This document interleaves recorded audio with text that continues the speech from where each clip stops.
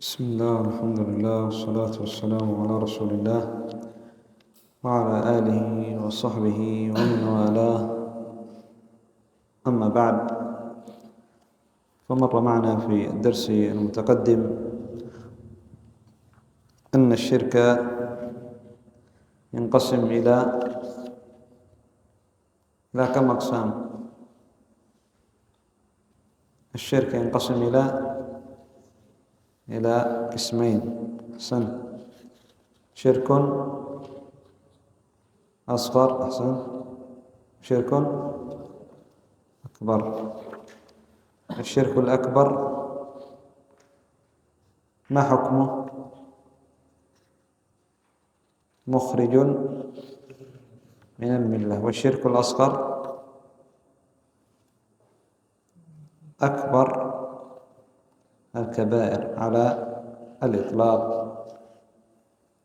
قال: فصل: أركان الإسلام. قال صلى الله عليه وسلم في الحديث المتفق عليه، حديث ابن عمر: بني الإسلام على 5: شهادة أن لا إله إلا الله وأن محمدا رسول الله، وإقام الصلاة، وإيتاء الزكاة، والحج، وصوم رمضان. في رواية في لفظ: وإيتاء الزكاة، صوم رمضان، وحج البيت لمن استطاع إليه سبيلا. فالحج مشروط فيه الاستطاعة. ذكره هنا، ذكر أركان الإسلام في حديث ابن عمر، ثم سيشرع ويذكر أركان الإسلام مفصلة. قال: فصل: شرح أركان الإسلام. قال: الركن الأول: شهادة أن لا إله إلا الله وأن محمدا رسول الله. هذا ركن واحد. ولماذا جعل ركن واحد؟ لأنهما متلازمان. لا يصح شهادة أن لا إله إلا الله إلا بشهادة أن محمد رسول الله، ولا يصح شهادة أن محمد رسول الله إلا بشهادة لا إله إلا الله، لأن العمل لا يقبل إلا بشرطين: الإخلاص، وهو تحقيق شهادة أن لا إله إلا الله، والمتابعة، وهو تحقيق شهادة أن محمدا رسول الله. قال: وتتحقق الشهادة ب3 أشياء. تحقق الشهادة عام: شهادة لا إله إلا الله وشهادة أن محمدا رسول الله. قال: الأول النطق باللسان. الثاني الاعتقاد بأنها حق في القلب، يعتقد في قلبه. الثالث العمل بما يترتب عليه هذا الإيمان وهذا الاعتقاد بهذه الشهادة، أن يعمل بمقتضى الشهادة. قال: معنى لا إله إلا الله. قال: أي لا معبود بحق إلا الله، وهي كلمة الإسلام والمدخلة إلى الملة. أي لا إله إلا الله معناها لا معبود بحق، لابد إضافة هذا. بعض أهل الزندقة يقولون معنى لا إله إلا الله لا معبود إلا الله. هذا لا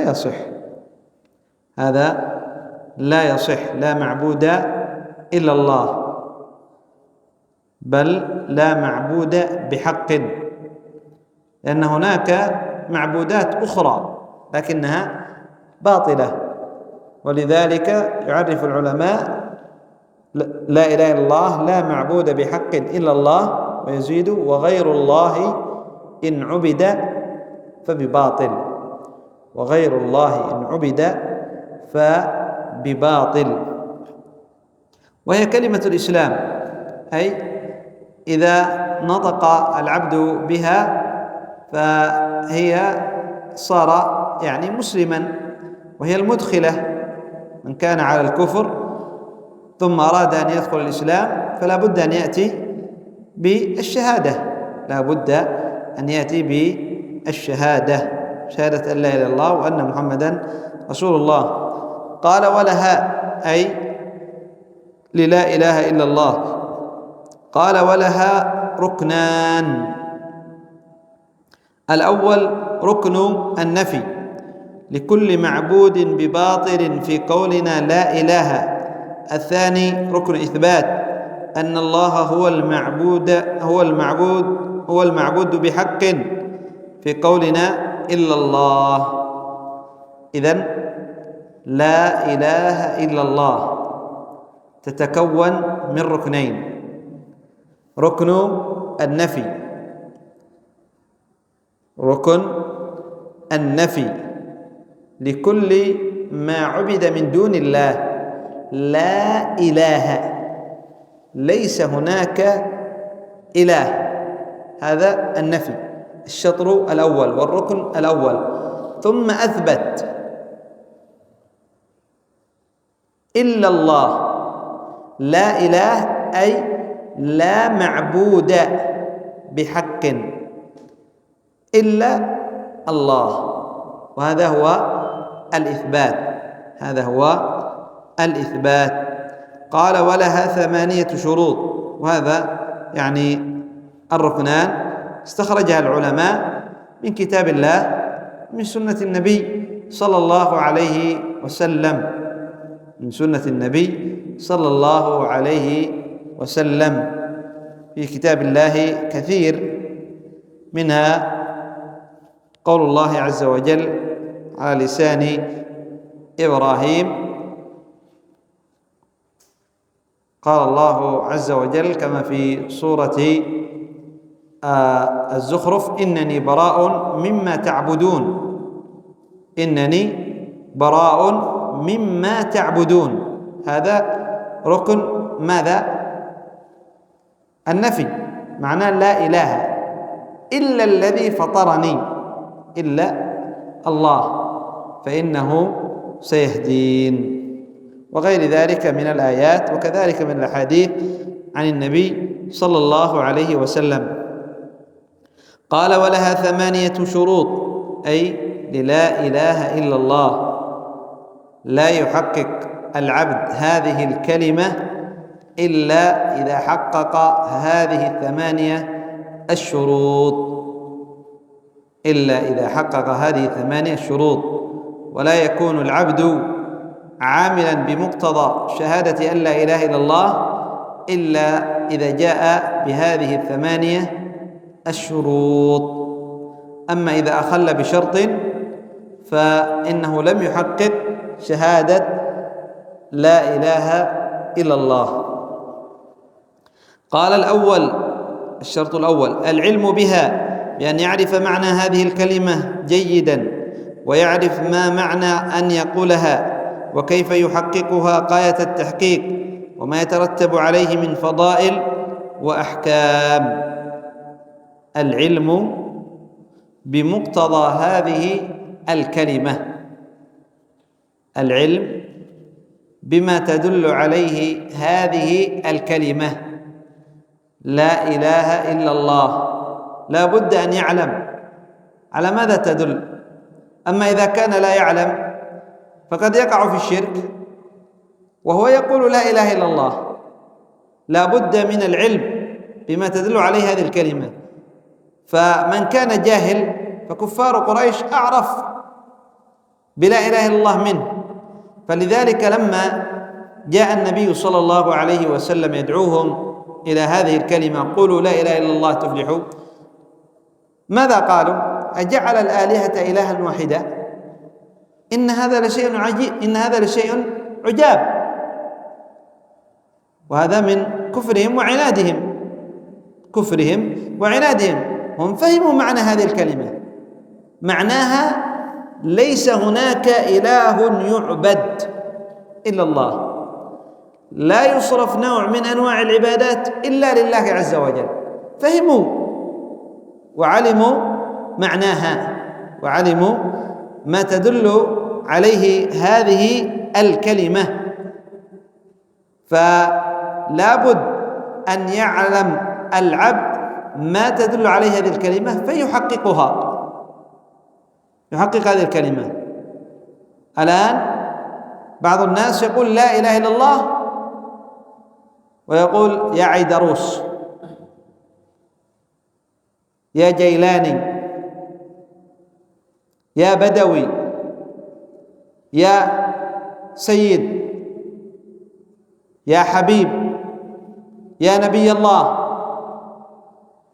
ما يجوز، هذا شرك، هذا لم يحقق معنى لا إله إلا الله، هذا لم يحقق معنى لا إله إلا الله. معنى لا إله إلا الله لا تدعو غير الله، لا يجوز أن تصرف نوع من أنواع العبادة إلا لله عز وجل.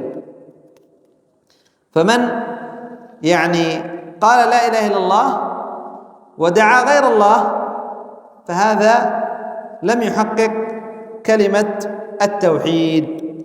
قال الثاني اليقين، الشرط الثاني اليقين بها، بأن يعتقد أنها الحق المبين، فلا إله إلا الله وحده لا شريك له. فمن شك في ذلك كفر. من شك، قال لعل هناك آلهة غير الله، لعل هناك آلهة غير الله تعبد من غير الله، لها حق العبادة مع الله، فهذا شاك، هذا كفر. النبي صلى الله عليه وسلم لما ذهب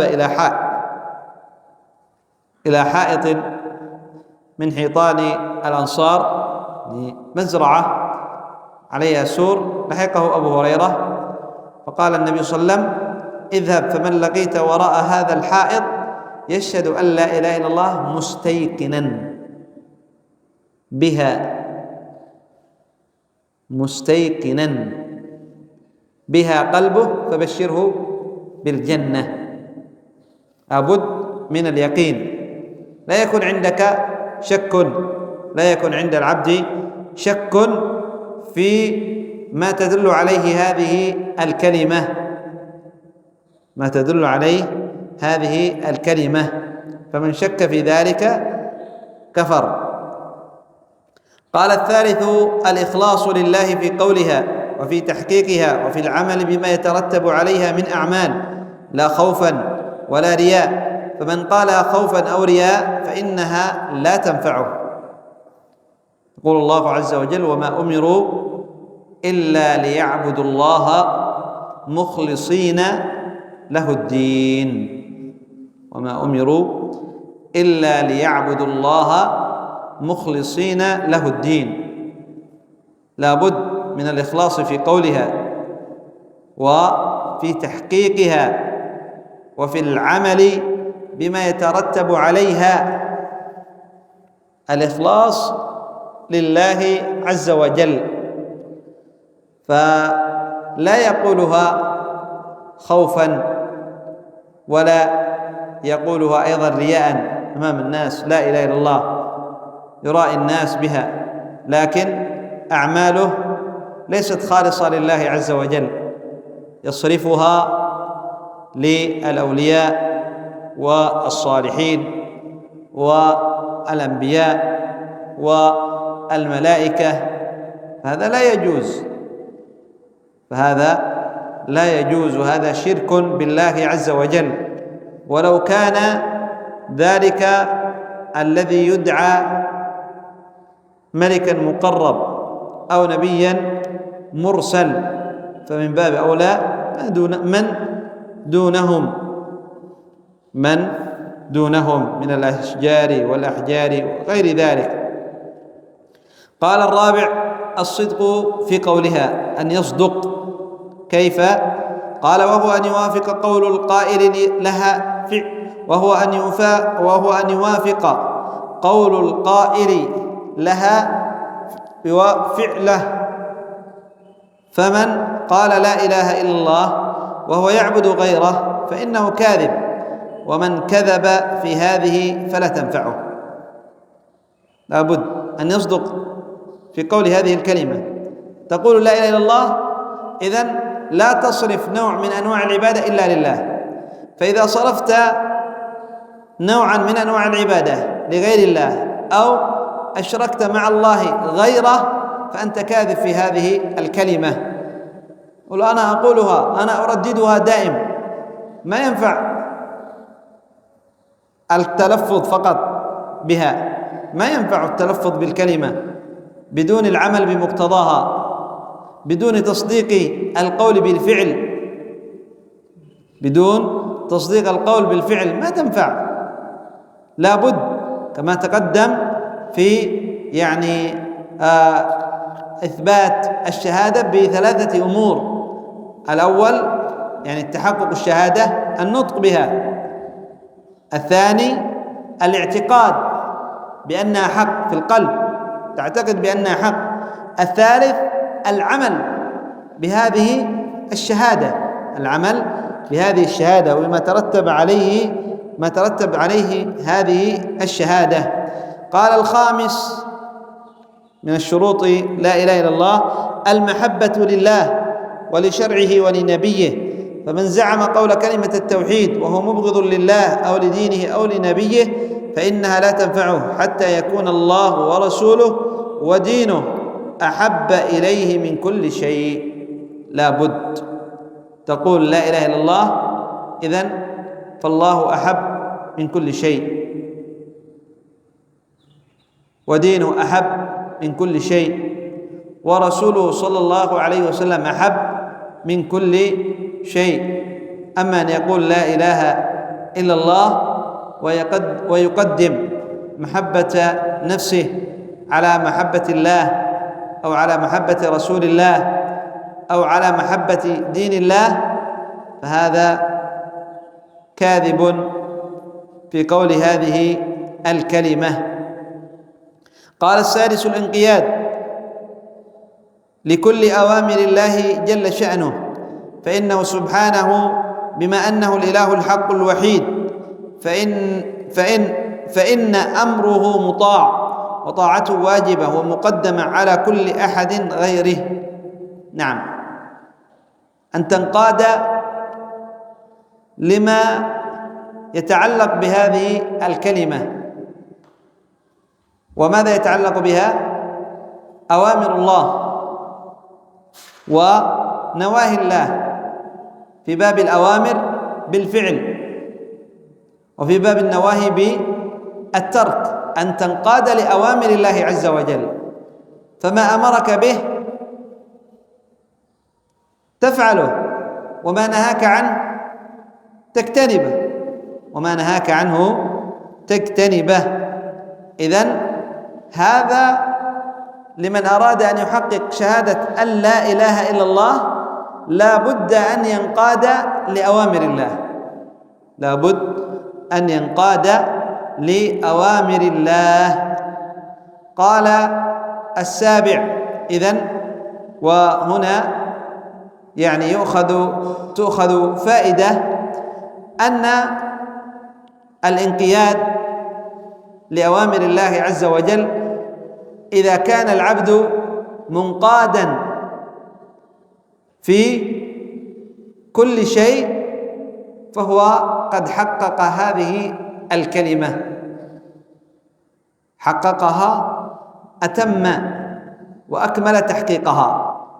إذا كان في كل أمر من أوامر الله يعمل وفي كل نهي من نواهي الله يترك، وإذا أنقص ترك بعض الأوامر واقترف بعض النواهي فهو لم يحقق الانقياد الكامل لهذه الكلمة، لم يحقق الانقياد الكامل لهذه الكلمة.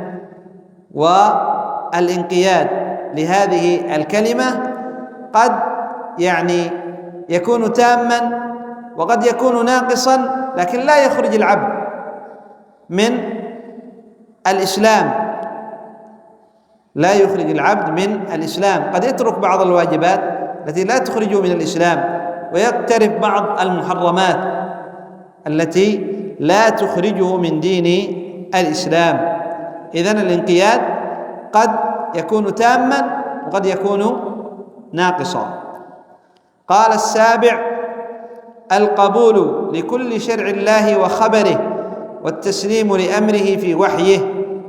أن نقبل بشرع الله بما جاء في كتاب الله وبما جاء في سنة النبي صلى الله عليه وسلم، أن نستسلم لذلك. قال: فإن الدين واحد، فمن رد بعضه كالذي رده كله. أي نقبل جميع شرع الله، جميع شرع الله من الأوامر والنواهي، وكذلك الأخبار ما يخبر الله عز وجل عن الأمور الغيبية، ما قصه الله عز وجل علينا في كتابه، ما حصل في الأمم الماضية، وكذلك ما سيحصل في يوم القيامة وما بعد الموت. قال: فمن رد بعضه كالذي رده كله. نعم، يقول: أنا أؤمن ببعض والبعض الآخر لا أؤمن به، لا أصدقه. أنا أؤمن بالأوامر والنواهي ولا أصدق الأخبار. هذا كفر، هذا رد لكل شرع الله، ما في هناك تبعيض. أنا أؤمن ببعض وأرد بعض، لا، إما أن تأخذ كله أو يترك كله.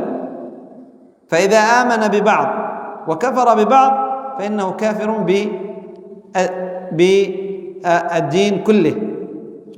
ودليل ذلك قال: يقول الله: إن الذين يكفرون بالله ورسله ويريدون أن يفرقوا بين الله ورسله ويقولون، كيف التفريق؟ نؤمن ببعض ونكفر ببعض.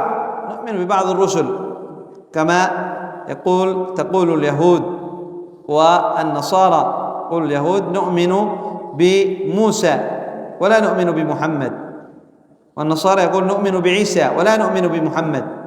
يفرقون بين الرسل، فلا يؤمنون بجميع الأنبياء والرسل، ومن كذب برسول فقد كذب جميع الرسل. يقول الله عز وجل في كتابه الكريم: كذبت قوم نوح المرسلين. ومن الذي أرسل قبل نوح عليه السلام؟ هو أول رسول إلى أهل الأرض، هو أول رسول إلى أهل الأرض، ومع ذلك وصفهم الله عز وجل بأنهم كذبوا جميع المرسلين. فدلت هذه الآية وغيرها من الآيات على أن من كذب برسول قد كذب بجميع الرسل، كذب بجميع الرسل. فهؤلاء أهل الكتاب من اليهود والنصارى يقولون: نؤمن ببعض الرسل ونكفر ببعض، نؤمن ببعض الرسل ونكفر ببعض، وأيضا نؤمن ببعض الكتاب جاء عنه ويكفرون ببعض. يقول الله عز وجل في كتابه الكريم: وإذ أخذنا ميثاقكم لا تسفكون دماءكم ولا تخرجون أنفسكم من دياركم ثم أقررتم وأنتم تشهدون. ثم أنتم هؤلاء، خطاب لأهل الكتاب، تقتلون أنفسكم أي إخوانكم. ليس يقتل نفسه، لا، إنما يقتل أخوه، ومن قتل أخوه كأنما قتل نفسه. أن يعني المسلم أخو المسلم والمؤمن أخو المؤمن. فقال الله عز وجل: ثم أنتم هؤلاء تقتلون أنفسكم وتخرجون فريقا منكم من ديارهم تظاهرون عليهم بالإثم والعدوان وإن يأتوكم أسارى. في شريعتهم كان أن يعني في شريعة أهل الكتاب أن الكتابي لا يقتل الكتابي ولا يقاتله ولا يخرجه من بيته. وإن حصل حرب بينهم وبين غيرهم فواجب وحصل وأسر من أهل الكتاب مع الطائفة التي قاتلوهم أسرى، واجب عليهم أن يفدوه بالمال لكي يفكوا أسيرة، فهم لم يطبقوا يعني النهي عن القتال، قاتلوا بعضهم وأخرجوا بعضهم من ديارهم وطبقوا أنهم يفدوهم، وإن يأتوكم أسارى تفادوهم، أي تخرجوهم من الأسر. أفتؤمنون ببعض الكتاب وتكفرون ببعض، فما جزاء من يفعل ذلك منكم إلا خزي في الحياة الدنيا ويوم القيامة يردون إلى أشد العذاب وما الله بغافل عما تعملون. قال ويقولون نؤمن ببعض ونكفر ببعض ويريدون أن يتخذوا بين ذلك سبيلا أولئك هم الكافرون حقا وأعتدنا للكافرين عذابا مهينا. فمن كذب ببعض وآمن ببعض فإنه يعد كافرا والعياذ بالله. قال وشر الناس من رد أمر الله بحجة أنه يخالف عقله أو شيئا من القوانين البشرية فذلك كفر قبيح، وكل الكفر قبيح ولكن هذا أقبح، أي لا يقبل شرع الله لأنه يخالف هواه وعقله ويخالف القوانين البشرية، قوانين الوضعية. لماذا لا تقبل شرع الله؟ لماذا لا تقبل هذا الأمر؟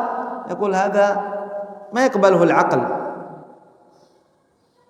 مثلا مسألة الحجاب الآن، في هناك زنادقة وملحدين يظهرون في مواقع التواصل الاجتماعي وعلى الشاشات يقولوا الحجاب لا يقبله العقل، لماذا تغطي المرأة وجهها؟ لماذا تغطي المرأة وجهها؟ فهؤلاء يعني يردون شرع الله بعقولهم وآرائهم الفاسدة الكاسدة. وأيضا في مسألة القصاص، من قتل متعمدا فإنه يقتل، يقولون هذا العقل يرده، لماذا نقتل اثنين؟ هذا قتل خلاص انتهى أمره، لماذا نقتل الآخر؟